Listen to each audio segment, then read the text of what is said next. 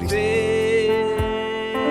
Si quelqu'un ce matin était malade, Seigneur, pendant qu'il est connecté, Seigneur, que la puissance de la guérison, Seigneur, le visite et qu'il se relève au nom de Jésus-Christ. Seigneur, parle à un cœur. Parle à tes enfants ce matin. Dis seulement un mot, Seigneur, et tes enfants seront guéris. Dis seulement un mot et ils seront rétablis. Dis seulement un mot, ils seront bénis. Dis seulement un mot et ils vivront, Seigneur. Merci, Seigneur. Sois glorifié ce matin. Au nom de Jésus-Christ. Shalom, shalom à tous. Je vous salue dans le nom précieux de notre Seigneur Jésus-Christ. Nous allons aller par la grâce de Dieu dans la parole du Seigneur. Et le Seigneur va nous révéler ce matin sa pensée. Le Seigneur va nous parler. Et je veux que chez toi à la maison, tu ne sois pas distrait. Lorsque le message passe, bien-aimé, certainement qu'il y a un seul mot qui te concerne. Certainement qu'il y a une seule phrase qui te concerne. Si au moment où cette phrase ou ce mot sera libéré, si tu es distrait, oui, tu peux rater quelque chose d'important. Donc je veux que tu nous suives, que tu ne sois pas aussi un auditeur oublieux. Oui, écoute-nous, non pas seulement avec l'oreille de la chair, mais avec l'oreille de l'esprit, l'oreille de l'âme. Je veux que nous prenions nos Bibles dans le livre de Genèse, au chapitre 21, à partir du verset 8 jusqu'au verset 21. Suivez avec moi. Il est écrit: l'enfant grandit et fut sevré. Abraham fit un grand festin le jour où Isaac fut sevré. Sarah vit le fils qu'Agar, l'Égyptienne, avait enfanté à Abraham. Et elle dit à Abraham: chasse cette servante et son fils, car le fils de cette servante n'héritera pas avec mon fils, avec Isaac. Cette parole déplut fort aux yeux d'Abraham à cause de son fils. Mais Dieu dit à Abraham: que cela ne déplaise pas à tes yeux à cause de l'enfant et de ta servante. Accorde à Sarah tout ce qu'elle te demandera, car c'est d'Isaac que sortira une postérité qui te sera propre. Verset 13. Je ferai aussi une nation du fils de ta servante, car il est ta postérité. Abraham se leva de bon matin. Il prit du pain et une outre d'eau qu'il donna à Agar et plaça sur son épaule. Il lui remit aussi l'enfant et la renvoya. Elle s'en alla et s'égara dans le désert de Beersheba. Quand l'eau de l'outre fut épuisée, elle laissa l'enfant sous un des arbrisseaux et alla s'asseoir vis-à-vis d'une portée d'arc, car elle disait: que je ne vois pas mourir mon enfant. Elle s'assit donc vis-à-vis de lui, et leva la voix et pleura. Dieu entendit la voix de l'enfant, et l'ange de Dieu appela du ciel Agar et lui dit: qu'as-tu, Agar? Ne crains point, car Dieu a entendu la voix de l'enfant dans le lieu où il est. Lève-toi, prends l'enfant, saisis-le de ta main, car je ferai de lui une grande nation. Et Dieu lui ouvrit les yeux, et elle vit un puits d'eau. Et Allah remplit d'eau l'outre, et donna à boire à l'enfant. Dieu fut avec l'enfant, qui grandit, habita dans le désert, et devint tireur d'arc. Verset 21. Il habita dans le désert de Paran, et sa mère lui prit une femme du pays d'Égypte. Que le Seigneur bénisse sa parole. Toi qui m'écoutes ce matin, le texte que nous venons de lire nous raconte un épisode de la vie d'Abraham. La Bible dit que Abraham a attendu pendant longtemps un fils. Et pendant qu'Abraham attendait un fils, il est arrivé que Sarah, sa femme, fatiguée d'attendre, lui a donné sa servante Agar pour qu'Abraham puisse lui faire un fils. C'est ainsi qu'est né Ismaël. Et Ismaël vivait avec eux. Et voici que la promesse de Dieu concernant le fils qu'il allait donner à Abraham va s'accomplir. Et Isaac va venir au monde lorsqu'Abraham avait 100 ans. Isaac vient au monde. La Bible dit que l'enfant grandit et il est arrivé le temps du sevrage. Et ce jour-là, Abraham donna un grand festin. Il y a eu une grande fête. Il y a eu à manger, il y a eu à boire. Et pendant qu'il se réjouissait, la Bible dit que Sarah a vu Ismaël rire d'Isaac. Une façon de se moquer. Et elle a dit à Abraham, je veux que tu chasses cette servante et son fils, car le fils de cette servante n'héritera pas avec mon fils Isaac. La Bible dit, cette parole n'a pas plu aux yeux d'Abraham, parce qu'il pensait à son fils Ismaël. Et Dieu va intervenir pour dire à Abraham, Abraham, que cela ne te déplaise pas, mais fais tout ce que Sarah, ta femme, te demandera. Mais rassure-toi, l'enfant Ismaël, je ferai aussi de lui une grande nation, car il est ta postérité. Abraham va exécuter, va obéir. Il va se lever de bon matin, nous dit la Bible. Il va donner l'enfant à Agar. Il va lui remettre du pain et de l'eau. Agar et Ismaël vont partir. Et ils vont partir dans le désert de Beersheba. La Bible dit qu'ils vont s'égarer, ils vont se perdre dans le désert.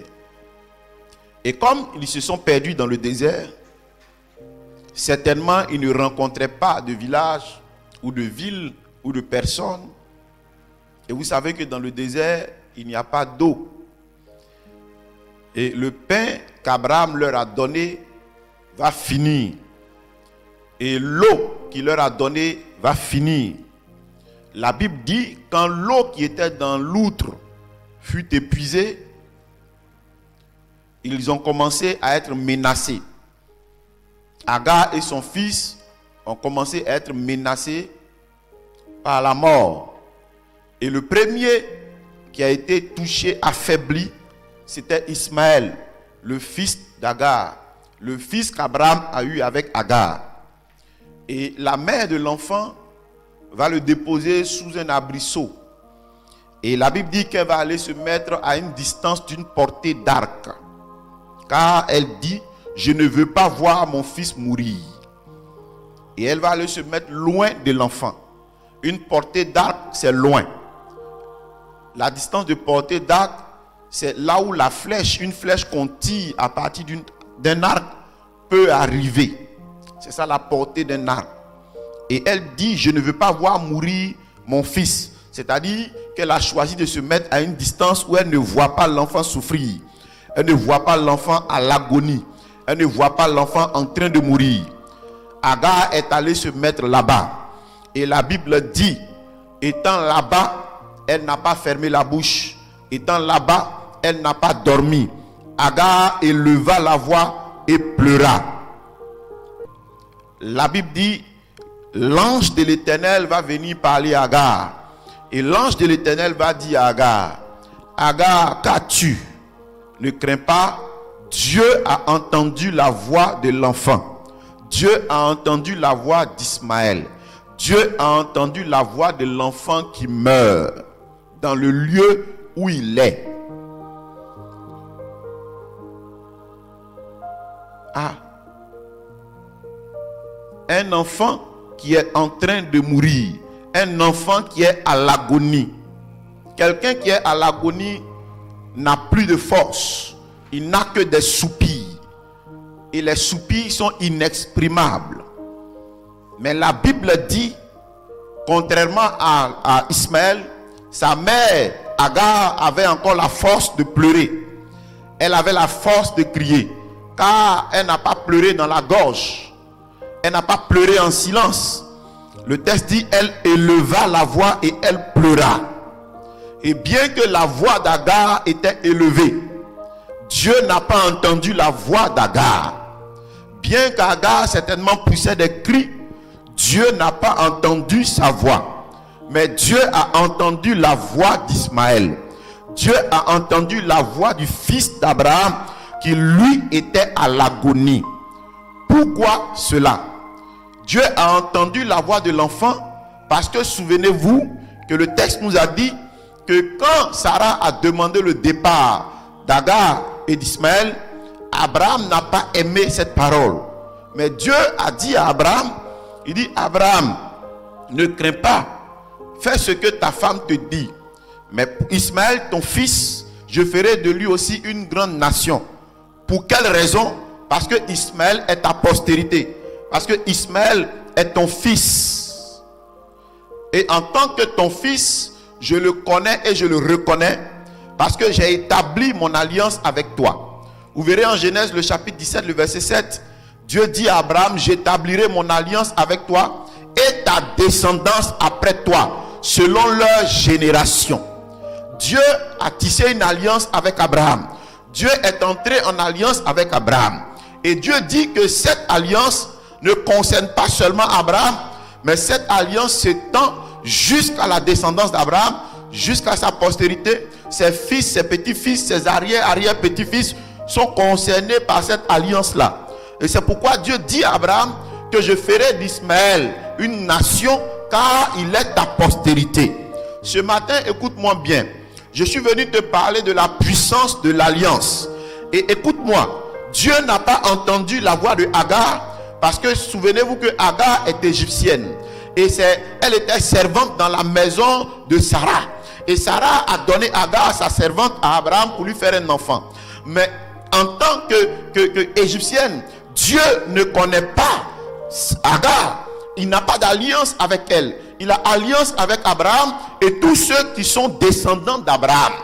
Tous ceux qui sont de la postérité d'Abraham, Dieu est en alliance avec eux. Mais il n'est pas en alliance avec Agar. Donc le cri d'Agar ne touche pas Dieu. Le cri d'Agar ne fait pas bouger Dieu. Le cri d'Agar ne dit rien à Dieu. Mais les soupirs de Ismaël, les soupirs d'agonie de Ismaël, oui, Dieu les entend. Cela fait bouger Dieu. Cela fait lever Dieu. Et Dieu s'est levé pour Ismaël. Et Dieu a envoyé son ange. La Bible dit, l'ange a dit à Agar que Dieu a entendu la voix de l'enfant dans le lieu où il est. Je veux dire à quelqu'un ce matin, es-tu en alliance avec Dieu? As-tu une alliance avec le Seigneur? Si tu as une alliance avec le Seigneur te connaît et reconnaît ta voix. Peu importe le lieu dans lequel tu es, peu importe la situation dans laquelle tu te trouves, même si tu es affaibli, même si tu es à terre, même si tu es couché, même si tu es malade, même si tu es faible, si tu as une alliance avec Dieu, ou simplement la bouche,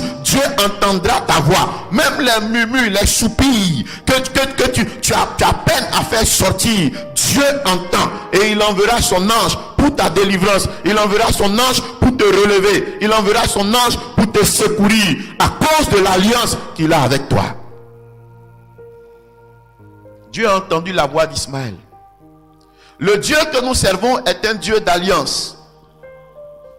Dieu opère dans son alliance. Si tu n'as pas d'alliance avec lui, Dieu ne te connaît pas. Quand je dis qu'il ne te connaît pas, je ne veux pas dire qu'il ignore ton existence. Non, il n'ignore pas ton existence. Il sait que tu existes. Il te voit parce qu'il voit tout. Il sait tout. Mais quand je dis qu'il ne te connaît pas, je veux dire que sans alliance avec Dieu, tes cris auront du mal à retentir aux oreilles du Seigneur. Parce qu'il opère dans son alliance. Ismaël était en train de mourir. Sa mère élève la voix et elle crie. Dieu n'entend pas ça. Même s'il entend, ça ne lui dit rien. C'est Ismaël qui intéresse Dieu. Veux-tu que Dieu s'intéresse à toi? Entre en alliance avec lui. Sois en alliance avec le Seigneur. Si tu es en alliance avec lui, quel que soit le gouffre dans lequel tu es, quelles que soient les profondeurs ou la profondeur des ténèbres dans lesquelles tu te trouves, si tu cries à lui, il entend ta voix et il viendra à toi. Il viendra à toi. Et le Seigneur va ouvrir les yeux d'Agar grâce à Ismaël, grâce au soupir d'Ismaël, grâce certainement à la pensée. Parce qu'il nous arrive parfois même, tu es dans des situations, il t'est même difficile de prier, mais ta pensée même va vers Dieu. Et même cette pensée-là, Dieu la connaît. Et parfois Dieu même répond. Il va montrer à Agar un puits dans le désert. Agar va remplir d'eau l'outre, donna à boire à l'enfant. Et la Bible dit au verset 20, Dieu fut avec l'enfant qui grandit, habita dans le désert.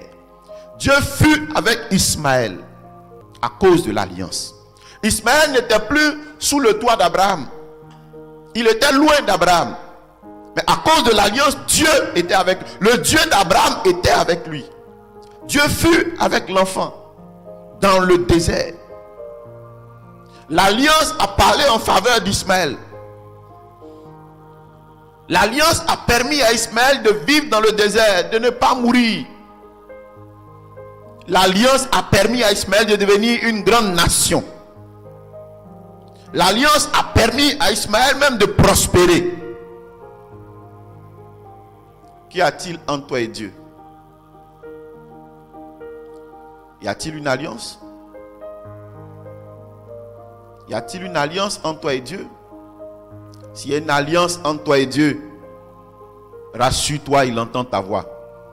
Rassure-toi, il viendra à ton secours. Il ne t'abandonnera pas. Peu importe la situation dans laquelle tu te trouves, je ne la connais pas, mais Dieu la connaît. Il ne t'abandonnera pas. Tes affaires ne prospèrent pas, entre en alliance avec Dieu. Tes projets ont du mal à aboutir, entre en alliance avec Dieu. Si tu es déjà en alliance avec lui, ne t'inquiète pas. Il sait là où tu te trouves. Il viendra à toi. Comme il est venu à Ismaël pour le délivrer. Dieu délivre toujours ceux qui sont en alliance avec lui. Peu importe là où ils sont. Peu importe la situation. Dieu ne trahit jamais son alliance.